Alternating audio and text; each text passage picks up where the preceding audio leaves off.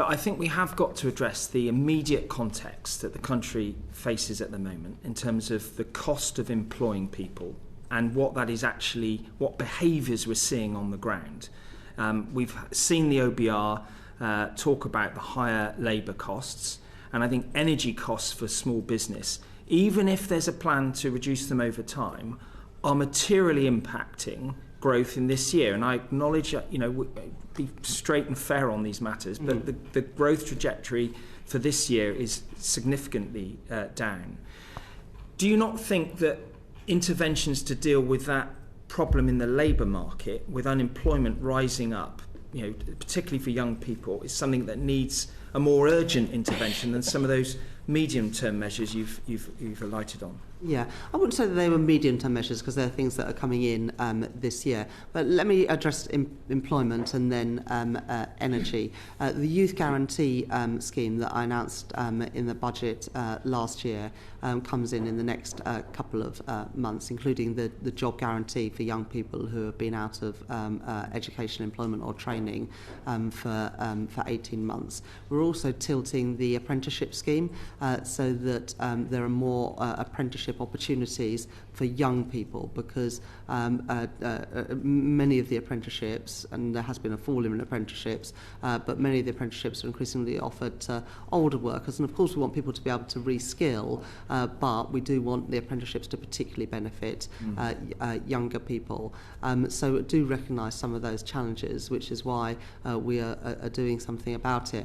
We did make the decision to increase national insurance in my first budget, and that's because we needed to properly fund public services, including the National Health Service, which got a £29 billion a year uplift. And so I do recognise, and it's a valid argument to say that that should not have happened, but if that didn't happen, we wouldn't have been able to put the money into the NHS and reduce waiting lists. And reducing waiting lists in the NHS is also good for business because it means that more people are available for work and the workforce is healthier. But I do recognise there are particular issues around youth unemployment. A lot of that, with respect, we inherited with a big increase in the young people not in education, employment or trading. But we are facing into that with actions coming on stream from next month.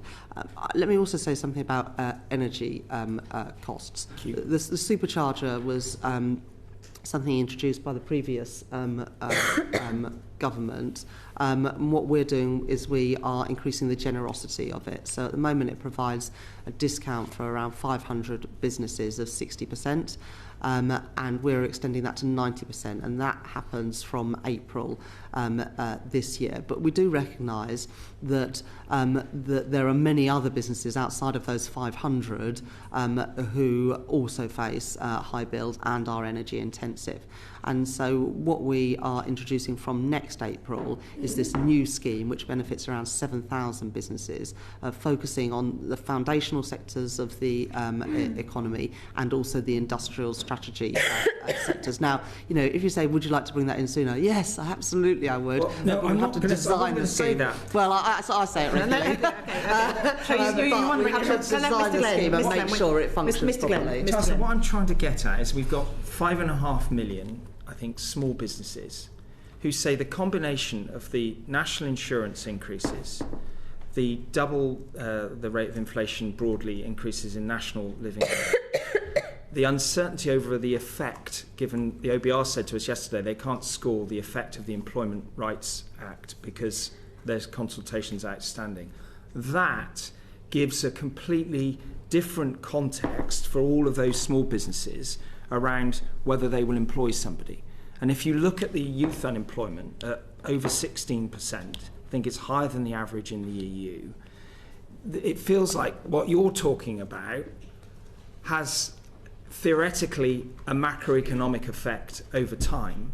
But in the short term, the OBR and most surveys are saying, confidence in employing people is just not there. Do you think your measures are the right ones to actually move the dial in the immediate term?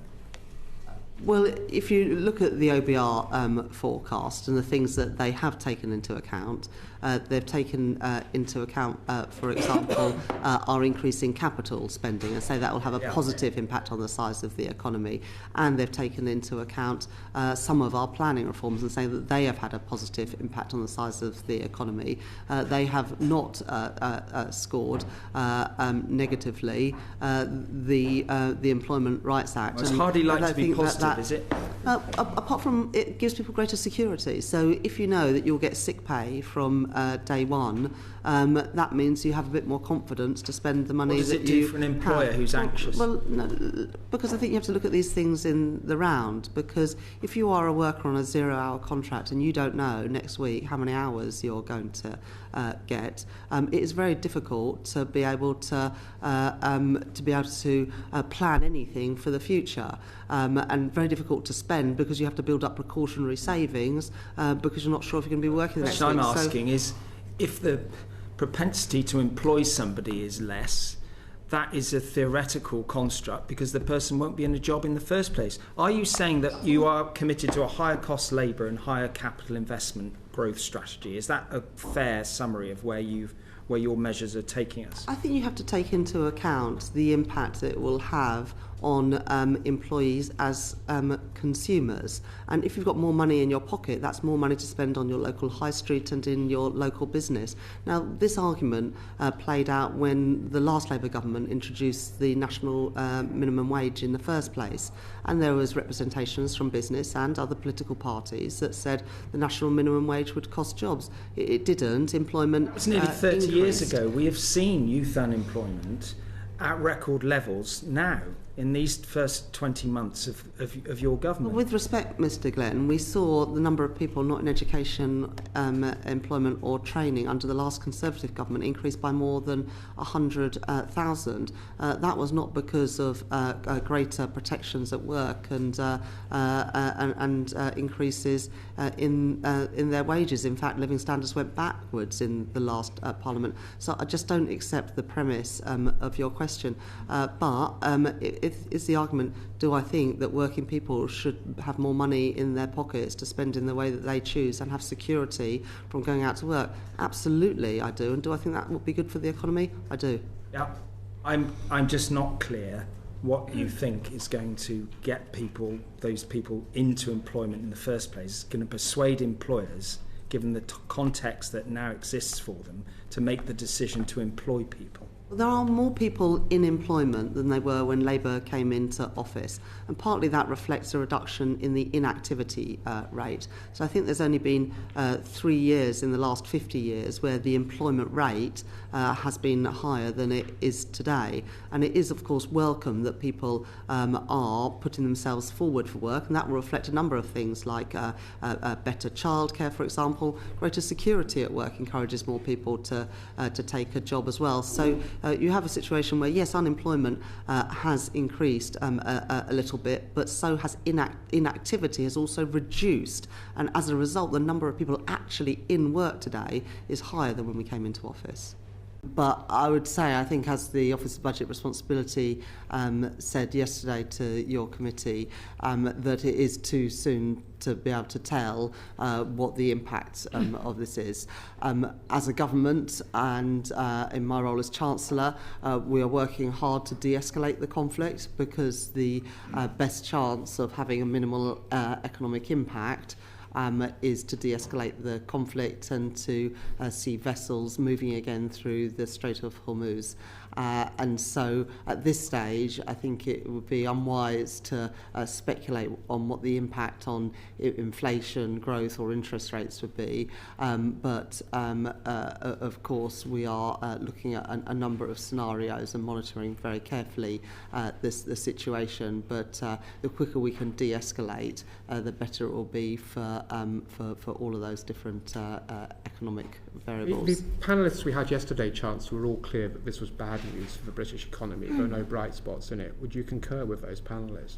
Well, certainly not good for the British economy to have trade disrupted, and especially when so much oil and gas comes from that part of the world. But the best thing that we can do as a government is to seek to de-escalate this conflict. And how, Chancellor, are you helping or working to de-escalate this conflict? Yes, well, as you know, G7 finance ministers met on Monday, G7 energy ministers met yesterday, and today leaders will meet. At the meeting that I attended on Monday, we had the head of the International Energy Agency at the meeting.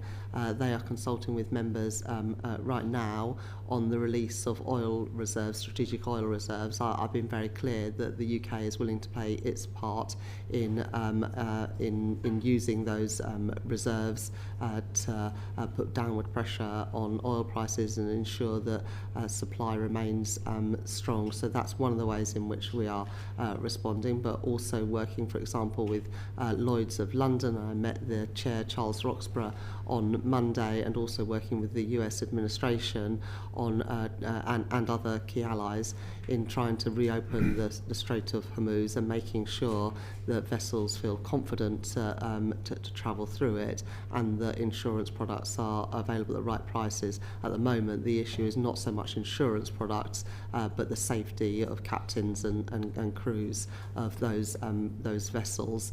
We will always make sure that we do everything we can to protect consumers, but also to ensure our national security as an economy. We are in a stronger position than when I became Chancellor to respond to shocks like these, and we are in a stronger position in many ways than when Russia illegally invaded Ukraine. So inflation is on a downward path at the moment and is at a lower level than when Russia invaded Ukraine. In the spring forecast just over a week ago, the Office of Budget Responsibility confirmed that debt will be lower in every year of the forecast compared to the November forecast, and that we were meeting the fiscal rules both a year early, but also with additional headroom compared with the November forecasts. In addition, interest rates have come down 6 times over the last year, and the costs of government borrowing.